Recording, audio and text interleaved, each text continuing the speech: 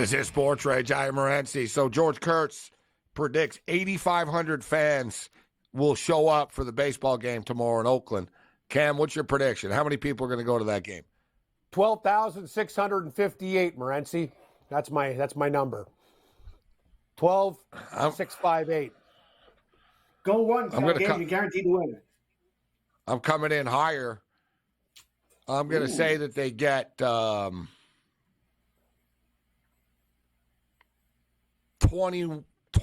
Oh, you're out of your mind. That's a pipe. 18 to 21,000. Wow. I may be low. I don't see over 20. I can see Cam being right. You know, I could see that. It is opening day, right. But the price is right, cheap. Well, but the team is not. There's no one to watch on that team. Right, Who are you going to see? Zach Giloff? That's it. It's still the first game of the year, though. Hit the ball. Dude, they're going to get people. Like, I'm looking to look up here. How many tickets have the A's sold? There's got to be. They got to hit 10,000. They got to get over 10,000. Like, that's a no-brainer, right? Come on. I don't think it's going to be everyone gets a foul ball night. You know, I don't think it's going to be that. But I think it'll probably be between what I said and Cam said. I can't see higher than that. I really can't. I hope it is, but I just can't. I mean, they're all ticked off at the ownership. They might be going to Vegas. They might not be. Maybe they're going to Utah. They got 26,000 last year. Yeah, we'll cut it in half. They got 26 for their home. But I'm telling you, I saw this in Montreal. Similar situation. Like the Expos were leaving, and people knew it. Weren't they a decent team? Some good players to watch. Yeah, no, it's true. The Expos were better. But my point was, people would go for the first game. There'd be like 50,000 people. I remember Bill Cosby. That's when I interviewed Bill Cosby. Cosby was there for the home opener, and the next day, nobody was there. There was like 6,000 people for the next game. And Cosby said, he goes, I remember he told me, he goes, do people in Montreal know that baseball isn't a one-game season? Right? He goes, last night it was sold out. Like, right? I'll never forget him telling me that. And it's true. And I said, the only time people ever come to the games, Bill, is the first game and the last game of the year. And shout out to everyone joining us on Sears. So it'll be the same thing. It's sort of like a little protest. People will show up to, bring their signs to tell Fisher to suck it and stuff like that. But, dude, they're there for another couple of years. They're trying to extend the lease right now. Right, so my prediction is, like I said, 20,000, 19,000, 18,000, 21,000. They'll get more people and let people bring their dogs, too. That's my idea. Yeah, I like that. You see, the Marlins are letting people you can bring your pet, and you can bring any musical instrument into the stadium. Amazing. The Marlins got a great food package as well. They're doing some really cool things. Their food's so wicked. Tomorrow, the Marlin game. They want to get that Caribbean feel, right, with the drums. Nice. Yeah. Like, you know what I mean? Like, they want to get and it's a smart idea because if you get a couple of thousand, you can get, Cam, you put 2,000 drunk dudes with drums and horns in the stadium. Suddenly it sounds like a lot of people. Yeah, it'll make up for a lot of people being there. Ding, ding, ding, when they were back in the day, that guy was a famous, his drums were so loud, that was one guy. So you're going to bring a whole orchestra in there? Amazing. You just imagine, though, some dude brings, cymbals, sitting behind you. Yeah. Let's go, Marlins. Cowbell. This will be worse. That was less bad cowbell. enough. Yeah, cowbells will the drive dogs you nuts. bite that guy. Yeah. Yeah. That's when you know you're desperate for anybody to come. Yeah. They should they should just tell people they should sell to homeless people. Say spend the night at the stadium. We'll charge you $7 to get in. just sleep on the grass for movie theaters. Hey, in LA, that's what people do. In movie theaters, you get the cheap movies. There used to be a place in LA, it'd be full of just street people all night because it was $5 for 3 movies in a row. Right? That's what the Marlins and the A's are basically almost when you're telling people, listen, you can bring your pets and you can bring your musical instruments. It's a free-for-all. Sounds like a good time, though. It does. I'm surprised they do the pets thing, though, because that's got to be a liability issue if a dog did bite somebody. Do we sign waivers? You must have to sign a waiver. Yeah, I'm assuming you can't bring your pet alligator. You know what I'm saying? Somebody tried that. Somebody actually tried what you're talking about. The bigger pit alligator. They wouldn't allow you're it right. Yeah, and they wouldn't allow it. It can't be poisonous. Like, you can't be rolling in with remember I said they're going to be cursed now, like curse of the Billy Goat. That's how the curse of the Cubs happened. Buddy showed up with his goat. Yeah, that's how the Cubs curse started. The curse of the Billy Goat was the guy showed up with his goat, and they used to let him in. And one day they were like, "You can't come into the stadium with your goat anymore." Yeah, and he said, "I curse you guys." That was it. They never won. It took 100 years to win, Kim. You're right. Guy comes in with a wicker basket and a cobra pops out of it. Who knows what the hell's going to happen, right? Dude, sounds pretty cool. I worked at some metal show, those Norwegian death metal bands and stuff, and some guy showed up with a goat's head on a spike. Yeah. And they wouldn't let him in. They were like, "You can't come in like with a goat's head." He was like, "What do you mean?" He goes like, "It's on the record cover." It's like, this isn't the record cover. Like, he's had like a they were like, dude, like the security, like they were like, "No, you can't come in." This is SportsRage. I am Morency. The pimps, the players, officers, people that bust them, and everybody else in between. Hey, listen. Hey, if it took Cam the Toronto Maple Leafs to win a championship, like, you know what I mean? Bring a moose inside or something. Oh, I agree. Bring a moose in, like whatever it takes. Like, bring a damn moose in here, Rena. Caribou, I don't care. Bring anything. Wildlife, I'm in. Put them on skates. Whatever it takes. Put them on skates. Bear on skates. Put them in net. Put them in net. Why not? Isn't there a Geico commercial where the goalie's a walrus? Yes. Yes, that's true, actually. Like yes, very good. High save percentage. They stole my idea from years ago, which I said, I don't know why you don't get a sumo wrestler to be a goalie in hockey. Charles Wong brought that up. That was Charles Wong, the Islanders. He brought that up. Why would you put a sumo wrestler in that? That's the thing. You can't just fly across the crease, though. It's actually a brilliant idea if they let it happen. You can't score. Yeah, you know what the problem is, though? You need to get, you need to get someone from one of those, what's that network that has all those shows? Like the My 600-Pound Life and stuff like that. Oh, yeah. Well, that's the TLC, thank you. Yeah, TLC. That was pretty quick, Tommy. You seem to be a fan. I got it in my head. TLC. Like Dr. Zit Popper and stuff. Those shows you got to go to one of these people that are like 700 pounds and say, "Listen, get off this loser show. We're going to make you a professional hockey player." Problem is, Gabe, when you're 700 pounds, you can't stay on your feet. Those skates are hard for people with shape. Like, you're done. Like, you can't. Good luck. You can't. Sneakers. What are you going to do with skates? Remember that show, ESPN Science? They tried it, actually. They actually put a sumo wrestler in the net. He was too fat to move, and the snipers were able to pick the corners. Damn right. We need a fatter guy, man. We need like a bigger blob, though. Like, there's got to be a dude, man. Plus, you put him in those Vasilevsky pads. Come on, man. Get the golf snow pads, man. You got to get the golf snow pads. I guess this is the equivalent of bringing in the little person like Eddie Goodell to pinch hit, though, isn't it? Yes. Thanks, George. Happy opening day.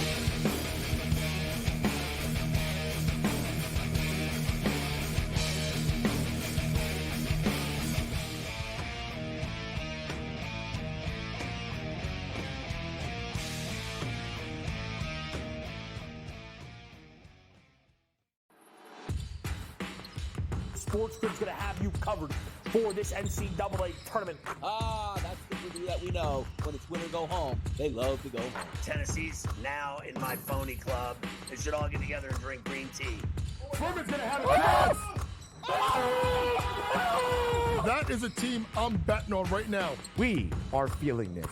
You are feeling this at home. The excitement and the atmosphere. Only on SportsGrid.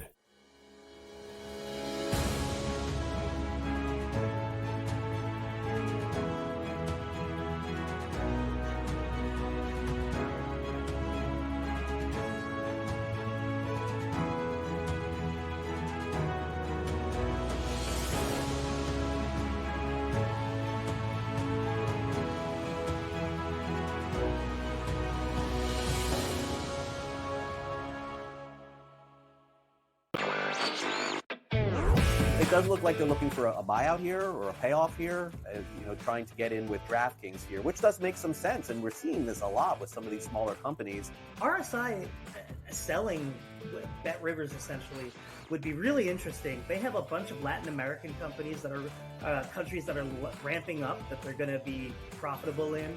They're profitable now, even with their smaller stake. Newswire, only on SportsGrid. SportsGrid, your 24/7 sports wagering network. Pro League Soccer, powered by Marca. I would be willing to bet the under 2.5 goals. Fantasy sports today. Especially in head-to-head formats in fantasy, I think I'm going to go with Juan Soto. Game time decisions. People don't like it. I don't really care. I cannot believe anybody is betting the Clippers at this number. Betting above the rim. All I've heard you say on the network is you're either winning or you're rebuilding. In-game live, all access. Nobody has been more profitable as a dog than Shaka Smart team. Winning back-to-back road games. I don't care if they're playing Topeka High. I wouldn't give them any chance whatsoever. In-game live, prime time. Back-to-back, just utterly stinker quarters. In-game live, overtime. Honestly, as you sit here and listen, watch right now, you may want to consider placing that bet. It's smarter to be on SportsGrid.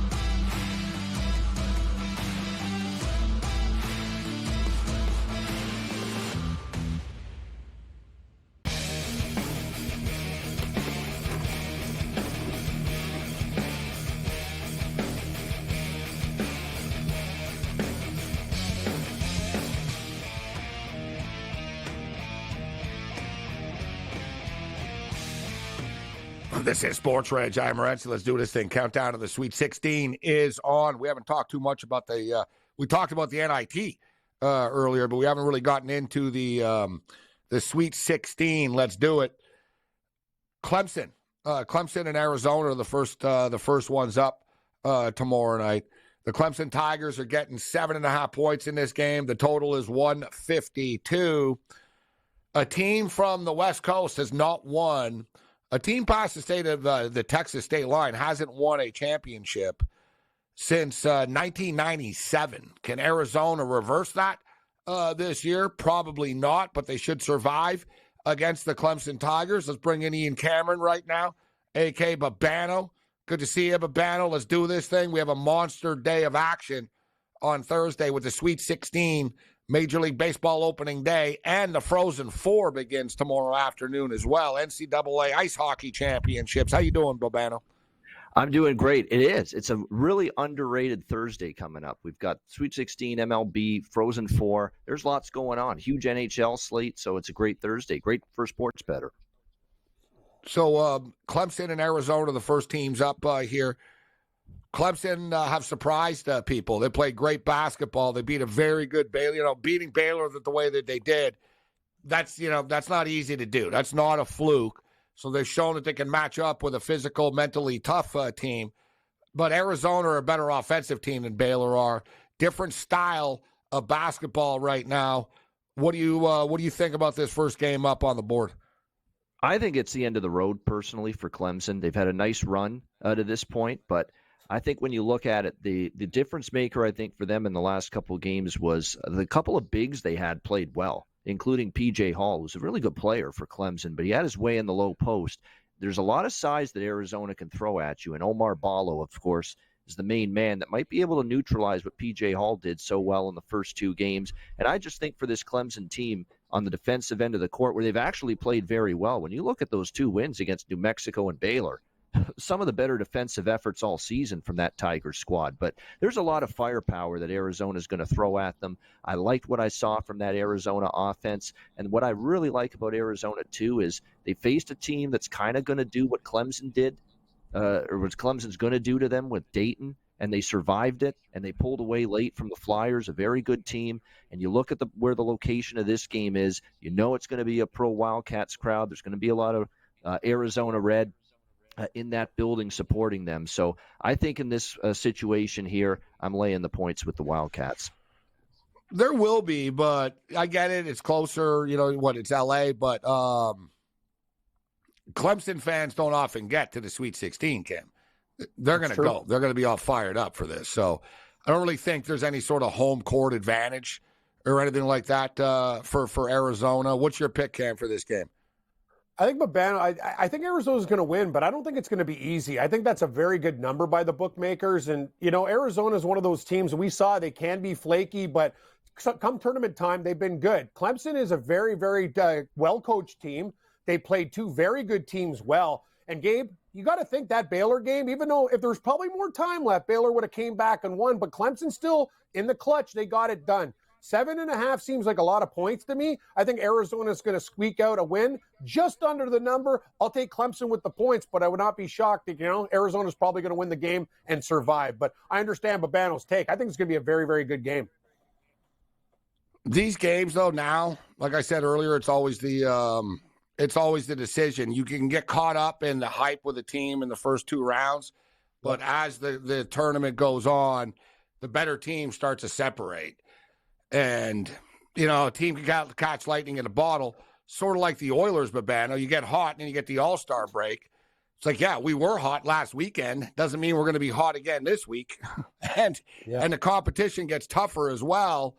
And, different dynamic matchup. But you got to give them a hell of a lot of credit. Like, New Mexico were a really trendy team coming into the tournament. They beat New Mexico. Baylor were a trendy team. Baylor won the title a couple of years ago. They beat Baylor. So there's no reason to believe that they can't hang around with Arizona. I think they're a live dog here. But for me, I think the game goes over the 152 and a half. That's what catches my eye there the most. San Diego State is the next one up 20 minutes later with UConn. The point spread is 11. The total is 136. We know what happened last year in a title game. And the UConn Huskies, these guys have been going on one of the most dominant runs in tournament history right now. 8 straight wins in the NCAA tournament, 8 straight covers in the NCAA tournament for the UConn Huskies. And when you dig down deeper, too, they've just been on an incredible run. 24-6 in their last 30 NCAA tournament games against the spread, man. That's an 80% clip, Babano. All credit to San Diego State for doing their thing again. Dutcher's the man. It was a nice weekend for them last year, but I don't see how they're going to get this done, and I don't even think they can cover against UConn. There's no disrespect to the Aztecs, but UConn are just too good. I really, really am close to taking San Diego State, but I just don't know if I want to go against that UConn freight train. I mean, they've just been ripping apart teams in the tournament. That being said, this is a San Diego State team that will play defense, that will try to make you execute in the half court. Problem is UConn can execute in the half court. Problem is UConn can execute in transition when you turn the ball over. They can do everything on offense. They can score inside with Garabon. They can score outside, Spencer, and others. I mean, they're just Newton. I mean, they're just absolutely dynamic here, UConn. They play great defense, too, which then obviously they can match, if not better, the Aztecs with their strength defensively. And really for UConn, it's going to be contain Jaden Ledee, make the supporting cast really step up for San Diego State, because that's sometimes where they can get into those offensive droughts. When Ledee is neutralized, they put the blanket on him. Can the other guys step up here? I just think it's a lot of points to give a well-coached, very, very good San Diego State team, who, by the way, lost to this UConn team in the national championship last year. So, they're going to be itching for a second crack at them. I think UConn wins. I think San Diego State, though, will sneak inside the number. So I'll give a mild lean to the points here with San Diego State in spite of that UConn dominant ATS run. Yeah, the Aztecs say we're excited to get another crack at the Huskies. Obviously, they won the national championship last year, but I feel like we're right there just to get another chance at it. I think we're up for the opportunity. We have the team to do it. So the Aztecs have confidence, which is good, but they lost 75-58 last year. Interesting that the total, so they got to 133 last year. The total of this basketball game, 136. Sort of right there, but I think this San Diego State team actually is better offensively this year than they were last year. So I think that I don't think San Diego State will get held to this little amount of points like they did in the title game last year. I think they'll crack 60. They'll get into the 60s. I like the over, and I like the UConn Huskies to cover the number, but listener and viewer should be aware, I got UConn winning the national championship, so I'm biased. I'm all in on UConn. Makes sense, Gabe. That back door might be open to Babano's point, but it's one of those things. I don't want to step in front of UConn. They could beat them in just so many different ways, and I really worry about San Diego State scoring because UConn can crank up the defense as well. It's just they're just a wicked basketball team. Every department, coaching, bigs, guards, everything. They got the whole package. And San Diego State, we know this, they can go on scoring droughts, sometimes miss free throws as well. You got to be almost perfect against UConn, even if that back door is open. So tough game. But I don't know, Gabe, I kind of lean under in this spot due to the defense, but it's a low total. Yeah, our screen says 135.5. What is it? It's currently 136 right now. What do you think of the total, Babano, in this game? We should know, too, this game is in Boston at the TD Garden. Yeah, it's a really tough total. I'd lean under, but 136 is not a total I'm going to bet under at that number. It'll go over. Like I said, they got to 133 last year. I think that UConn will score pretty much the same amount. Like if I look at, I think that UConn's going to win like 77-63 or something. A little bit higher scoring, but same type of result.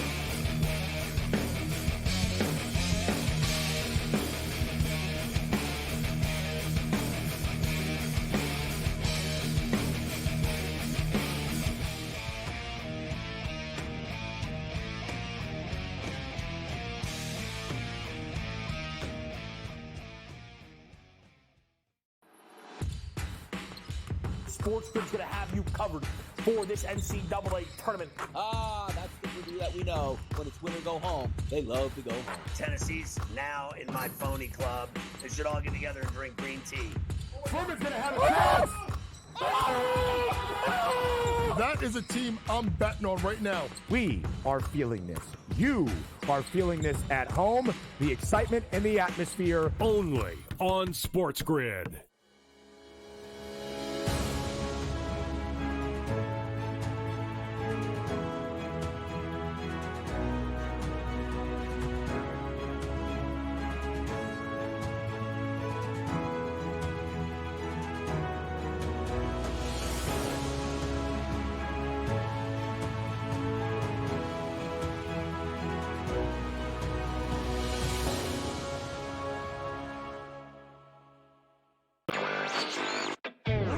It does look like they're looking for a buyout here or a payoff here, trying to get in with DraftKings here, which does make some sense. And we're seeing this a lot with some of these smaller companies. RSI selling Bet Rivers essentially would be really interesting. They have a bunch of Latin American companies that are countries that are ramping up that they're going to be profitable in. They're profitable now, even with their smaller stake. Newswire. Only on SportsGrid. SportsGrid, your 24/7 sports wagering network. Pro League Soccer, powered by Marca. I would be willing to bet the under 2.5 goals. Fantasy sports today. Especially in head-to-head formats and fantasy, I think I'm going to go with Juan Soto. Game time decisions. People don't like it. I don't really care. I cannot believe anybody is betting the Clippers at this number. Betting above the rim. All I've heard you say on the network is you're either winning or you're rebuilding. In-game live all access. Nobody has been more profitable as a dog than Shaka Smart Team. Winning back-to-back road games. I don't care if they're playing Topeka High. I wouldn't give them any chance whatsoever. In-game live, prime time. Back-to-back, just utterly stinker quarters. In-game live, overtime. Honestly, as you sit here and listen, watch right now, you may want to consider placing that bet. It's smarter to be on SportsGrid.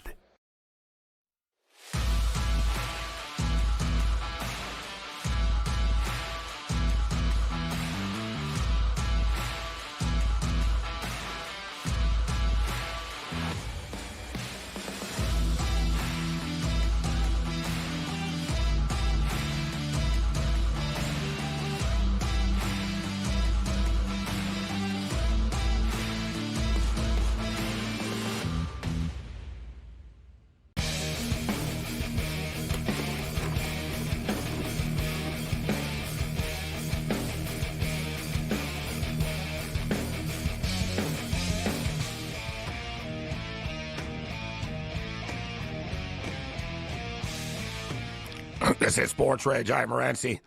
We're kicking it. Cam Stewart in the house. Ian Cameron. Countdown to the Sweet 16 is on.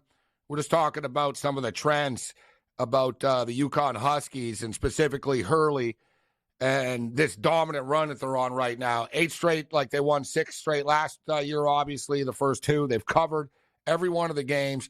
They've covered by over an average of 7 points as well, like comparable to the point spread, which is crazy. Like, so there's, this is one of the most dominant runs ever, actually. And, if you dig down deeper, UConn, 24-6 in their last 30 against the spread, their last 30 NCAA tournament games. But this will blow people away. Hubert Davis of the North Carolina Tar Heels, 8-0 against the spread in the NCAA tournament. Remember, they went to the championship game. So 6 games, covered every game, didn't win, then didn't make the tournament, Babano. Then didn't make the tournament. Yep. Yeah, didn't make it, and now it's back again and covered again. 8 straight covers for the Tar Heels as well. Yeah, for me, I like North Carolina here. I think it runs out for Nate Oates in Alabama. They got away with one. That was one of the sloppiest, weirdest, most bizarre basketball games you'll see them in Grand Canyon last weekend. I mean, it was junk ball. It was street ball. Everyone's diving for loose balls. No one can make a shot. Nothing was clean. I mean, it was just one of those weird, crazy games, and it was just not very well played, but it was intense. I will say that. Both teams played hard, but it was definitely not smooth, fluid, well-executed basketball, specifically offensively in that game. And they're going to have to execute offensively. And when that means for Alabama is they got to hit their threes. And that's always the key for them. And I'm not sure it's going to be easy to pull that off against North Carolina.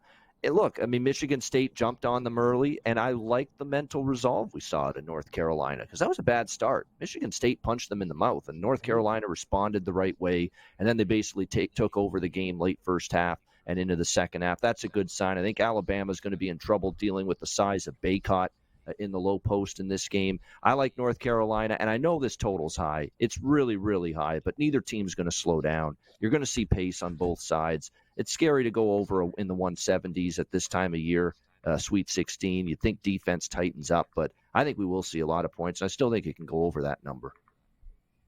Man, it's a high total. 173.5, and obviously I love betting on overs, but even this one scares me a little bit because if there's just a little bit of a slow start, you're going to be able to get a better number in game, right? Yeah. I mean, this thing could drop to 162.5 pretty quickly, maybe 158.5. Mm-hmm. Yeah, you know what I'm saying? I'll still bet. I'm going to jump in on the over out of principle, but I'll wait out like some bigger plays. I'm not going to go like, oh yeah, there's something all in. There's no way this game doesn't go over.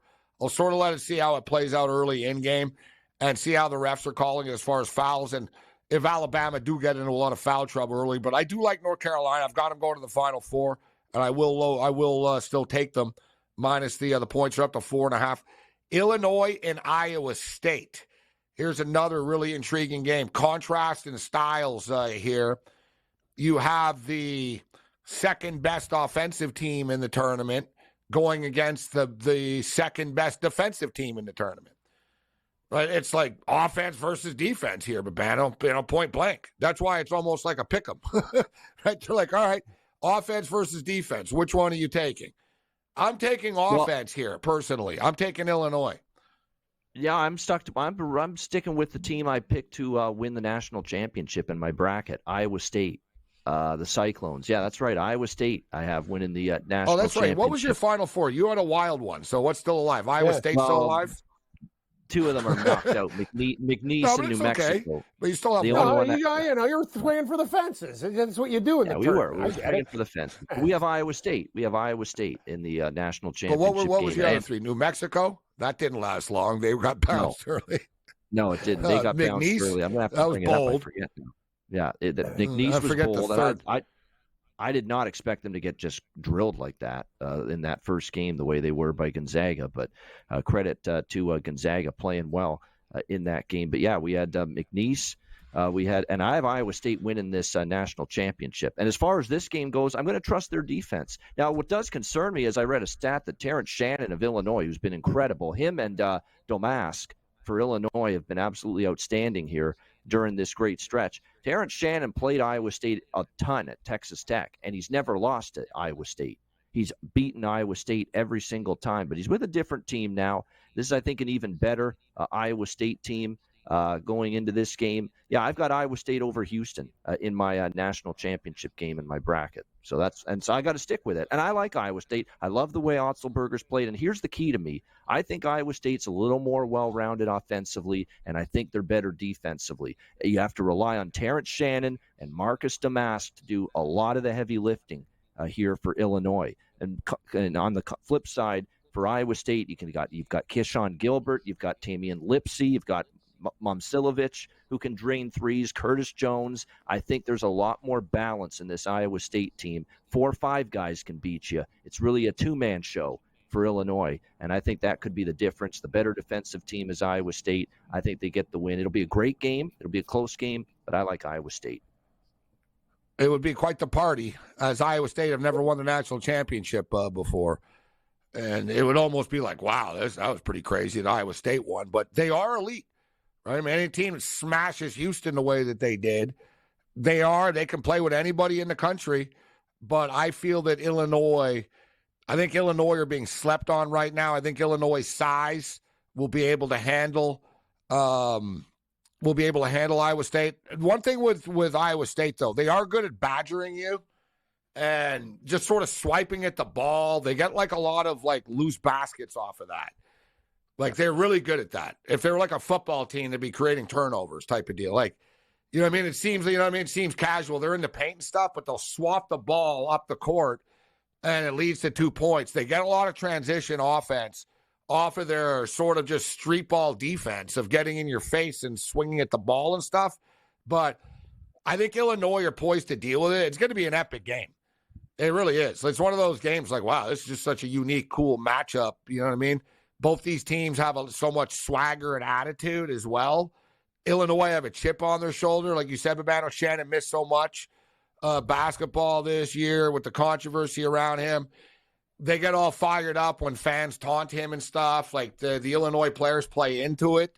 This is going to be a real battle. I don't like getting in front of Iowa State either, but I'm already kind of talked myself into Illinois. What's your pick, Cam? Another thing, guys, take a look at this trend to the over, Gabe. Can you believe this? Only 2 unders in their last 16, 14-2 to the over with Illinois. This is a team that is really scoring points right now. Their only loss in their last 10 to Purdue.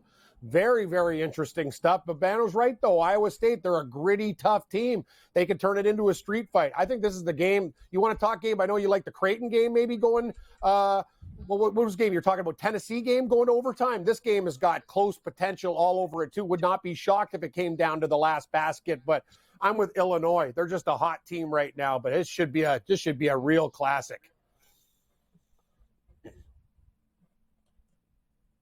See the over? 146. 146 is the total right now for Illinois and Iowa State. I think it'll get there. There's going to be 1 million fouls in this game. And free throw shooting will be paramount, actually, in a game like this, especially in the second half. NC State and Marquette. Marquette are laying 6.5 points. The total is 151 in this game. I will be hitting the over of this. We were successful hitting the over in the last game with Colorado and Marquette. We're going to go right back to it here, Babano, with NC State and Marquette. And I think we have a live dog once again with NC State. What do you think about this game?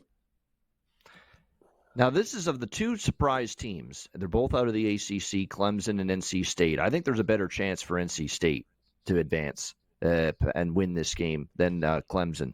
I give NC State at least a shot here against Marquette because to me, they've got all of a sudden they look like a team that's getting so much better defensively than they were early in the year. Kevin Keatts' team defensively, they couldn't stop anybody at one point this year. Now, all of a sudden, defensively, they've clamped down. All of a sudden, you're getting inside-outside scoring.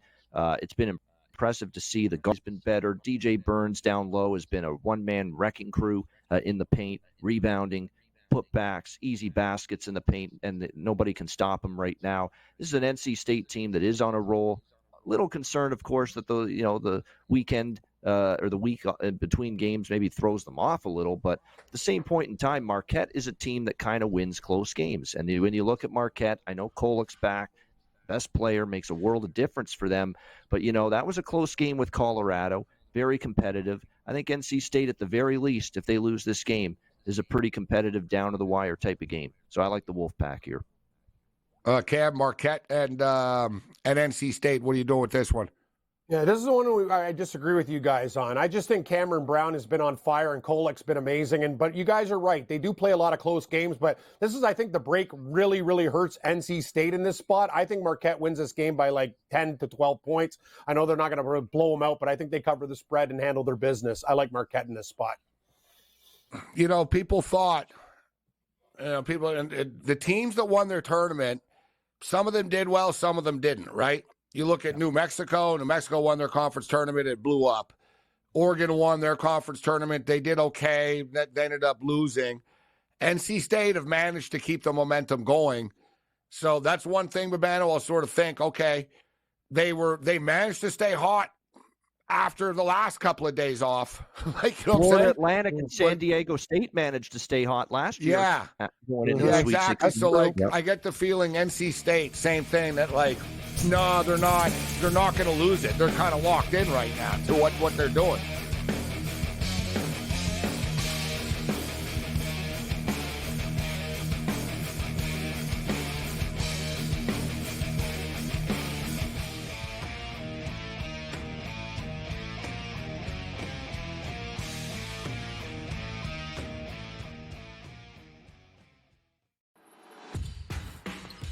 SportsGrid's going to have you covered for this NCAA tournament. That's the that we know. When it's win or go home, they love to go home.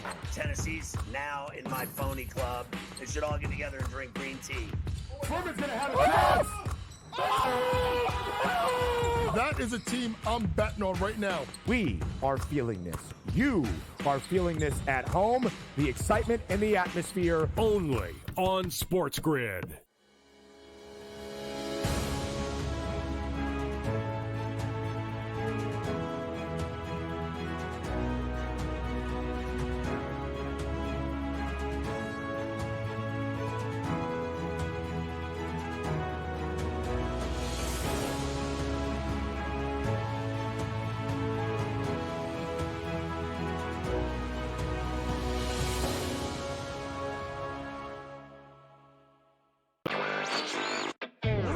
It does look like they're looking for a buyout here or a payoff here, trying to get in with DraftKings here, which does make some sense. And we're seeing this a lot with some of these smaller companies. RSI selling Bet Rivers essentially would be really interesting. They have a bunch of Latin American companies that are countries that are ramping up that they're going to be profitable in. They're profitable now, even with their smaller stake. Newswire, only on SportsGrid.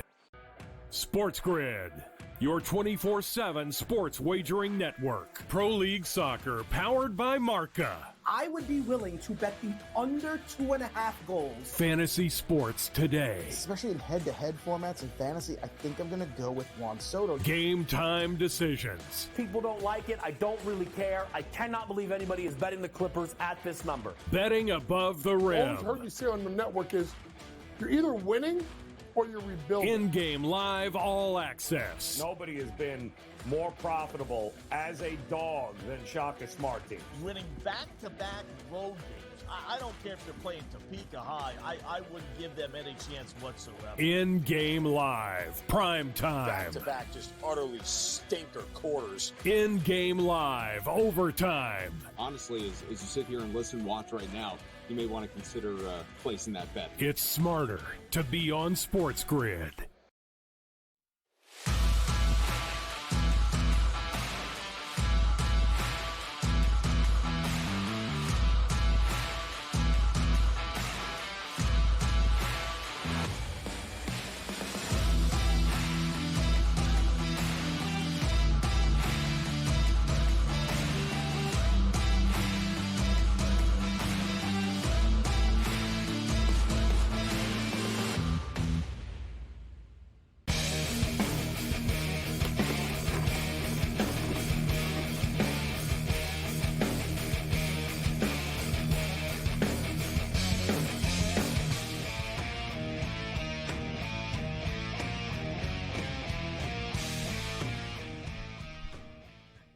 This is Sports Rage. Countdown to tip-off is on the Sweet 16. Clemson and Arizona first up at 7 o'clock Eastern, a couple of minutes after 7. Obviously, the books have it listed at 7:09 Eastern, 4:09 Pacific. Then San Diego State and UConn at 7:39.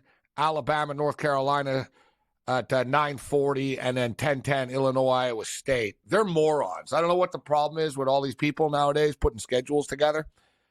Like, now is the time. Like, they did this. So on Saturday afternoon after the Sweet 16, or after the opening round, they stretch the games out all day. So they have one game on, then they have another game on, they have another game on. They stretch it out all day. Then on Sunday night, they have a bunch of good games going on at once. Like, now is the time when they should have the games isolated, right? And not like so much like head-to-head as opposed to before. In the old days, it was over on Sunday night at like 9 o'clock, whatever. You know what I mean? They'd go to 60 minutes after and be like, all right, we'll see you on Thursday. It's over.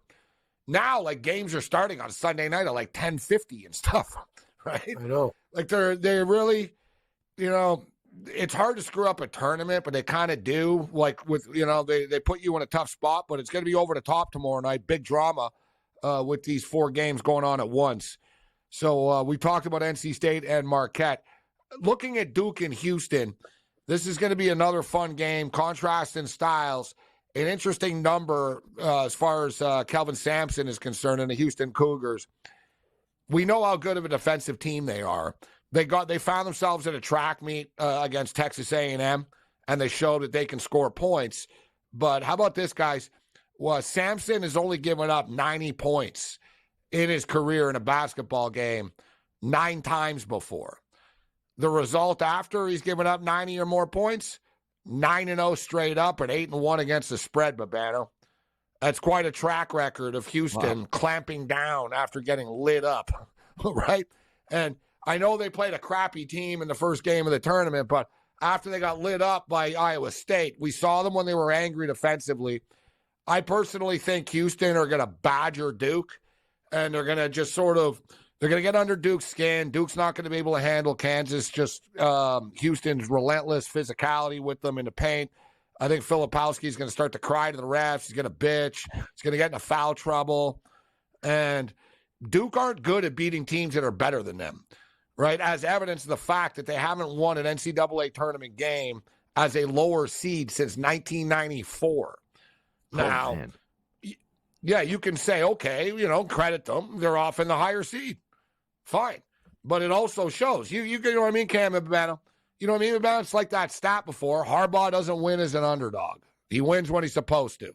Doesn't win the game, you know what I mean? Duke are sort of like that. They don't win. They're not winning the games they're not supposed to now. And when they meet sort of a tougher bully, they don't fare well. As we saw even in the ACC here. Then North Carolina beat them on their home court on the way out in the last game of the year. I like the Houston Cougars. I'm buying in. I think Houston are going to the final, but I think Houston handled their business against Duke and looked better even than they did against A&M. Yeah, thank you for building my case. I mean, those are 2 great points about the dominance by Houston after giving up 90, the fact that Duke has not been able to punch above their weight class in this tournament for, 3 decades? So as a lower seed against a higher seed losing. That's not what you want to see. And more than anything, this is the opponent that gets under Duke's skin. Physical teams, tough teams, teams that'll bang in the low post and in the paint, rebound, crash the boards, crash the glass. Duke's not going to be able to handle much of that. We have not seen Duke in that trench warfare type of style of basketball. That's not their game. And Houston's probably going to make them want to play that game. I know Jamal Shed, Kelvin Sampson, all week long saying that they know they can be a lot better and they know they have to close out a lot better. So I think you get a strong 40-minute effort from this team. The defense returns. I know Duke has really, offensively played a lot better than I thought. I think they played a little above their heads offensively. Like, they're making every shot against James Madison. I don't see that happening here in this game against Houston. This is my best. If I had a best bet in the Sweet 16, this is the best bet. Houston -4. They win and cover. Houston -4, Babano's best bet. And I think the number's going to climb. There's 4.5s popping up right now. Cam, are you taking the Houston Cougars?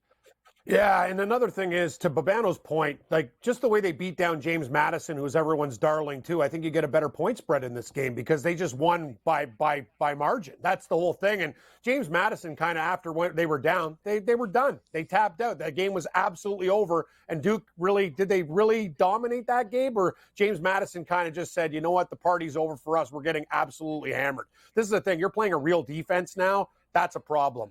I don't know. I think Duke can maybe hang for a little bit, but as the game wears on, Houston's one of those teams. Eventually, you'll get frustrated against a significantly better defense, and that leads to, victory. I think Houston will pull away. Gabe, I was looking at Duke earlier, but the more I think about it, I think you guys are on the right side.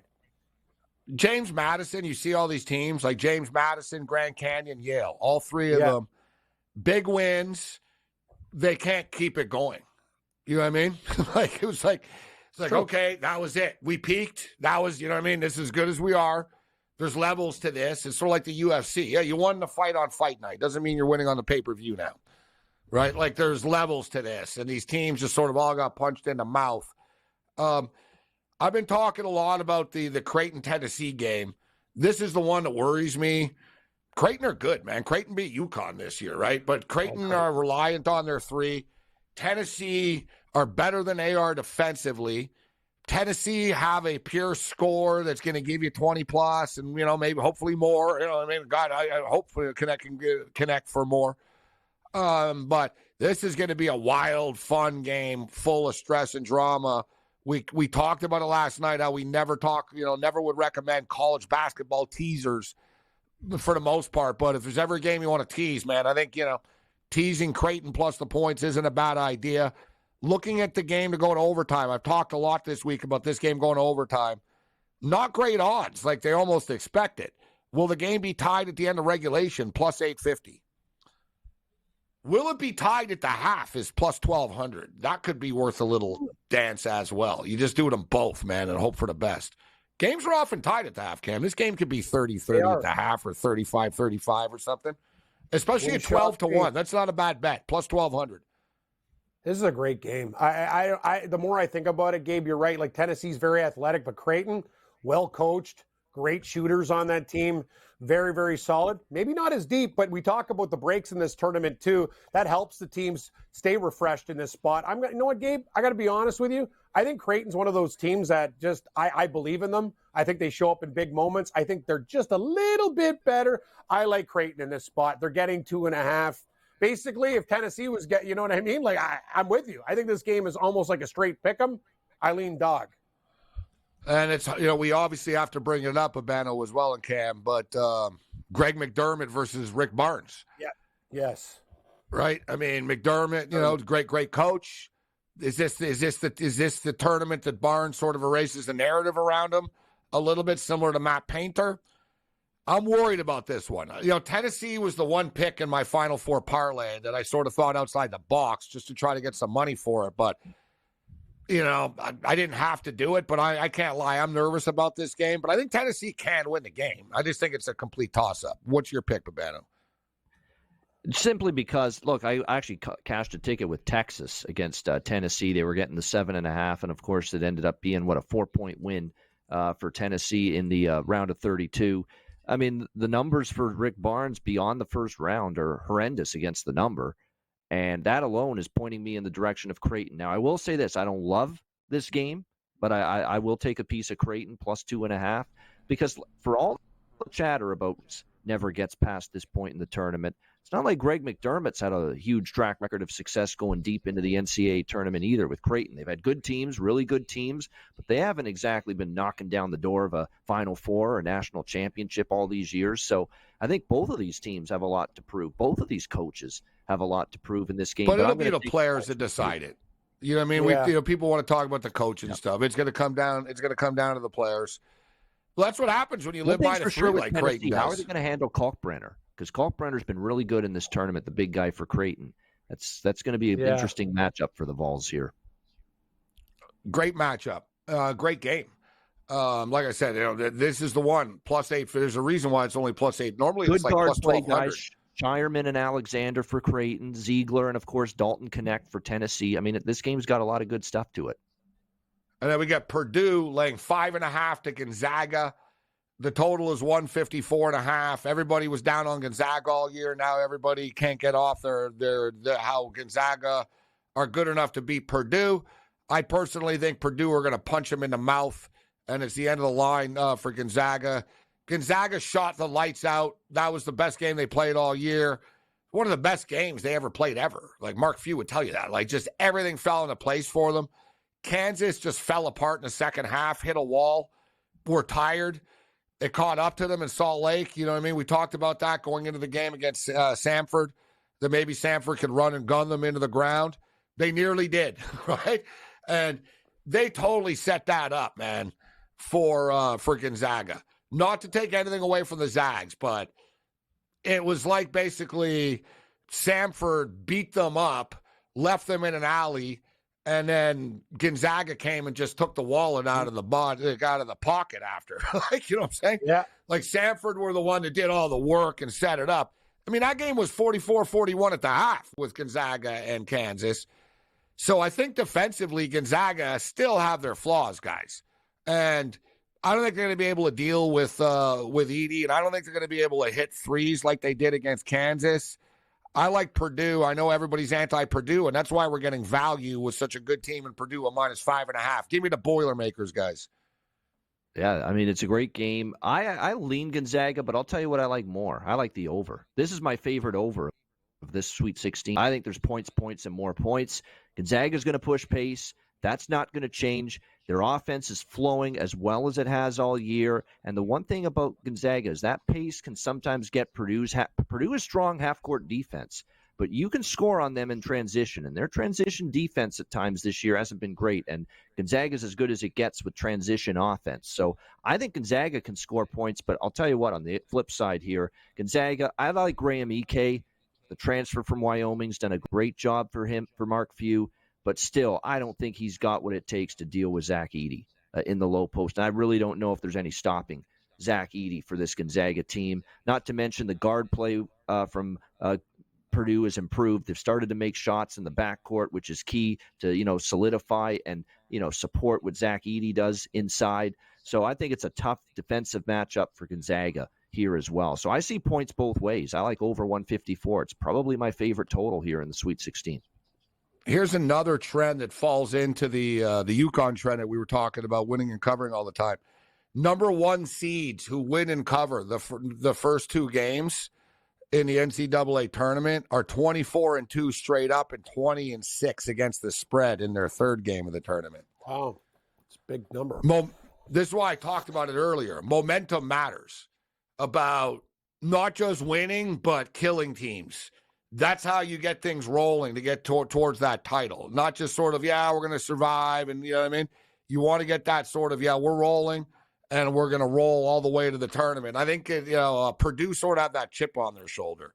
I don't think Gonzaga are going to be the ones good enough to knock them off. Maybe in the next round, but I think Purdue move on. All right, on the other side, we'll wrap up. We'll leave you with a couple of best bets. Cam's best golf bets he gave him earlier, but leave you with a couple of best bets. The Frozen Fours in the afternoon as well.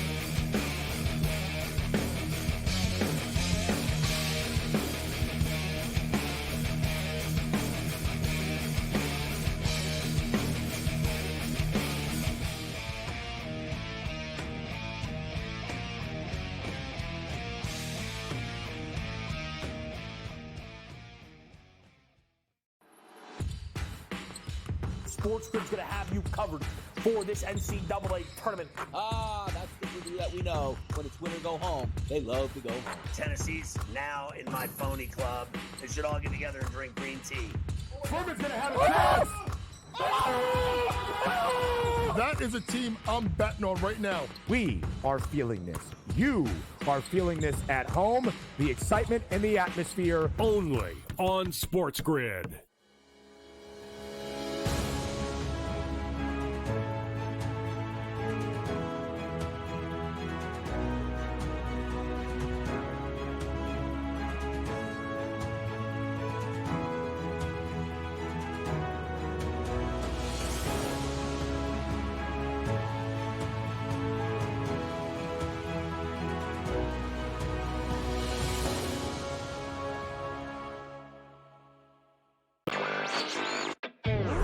It does look like they're looking for a buyout here or a payoff here, trying to get in with DraftKings here, which does make some sense. And we're seeing this a lot with some of these smaller companies. RSI selling Bet Rivers essentially would be really interesting. They have a bunch of Latin American companies that are countries that are ramping up that they're going to be profitable in.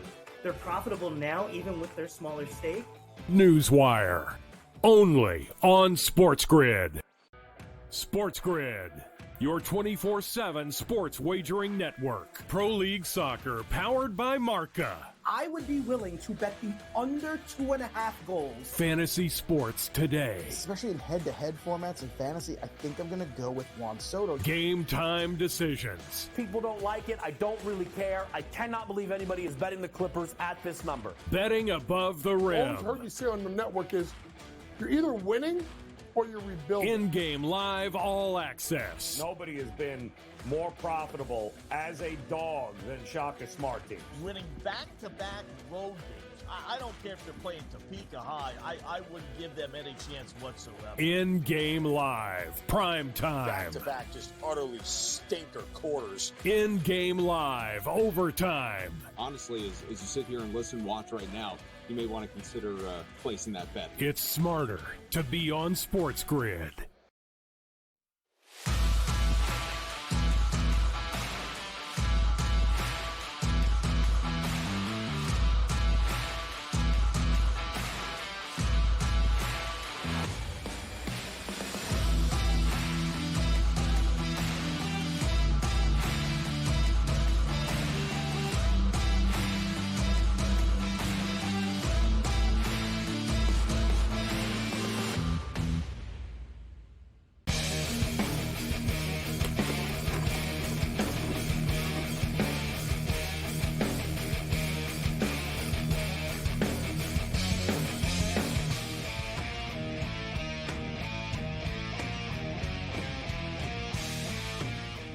All right, so here's some quick bets. But I'm going to be all over the place. I'm going to be on at 9:30 in the morning East Coast time, 6:30 in the morning Pacific time on the Tony Bruno Sports Network as a guest, giving some best bets for the day. And then we're going to be on with Scott Farrell at 12:25 Pacific, 3:25 Eastern time.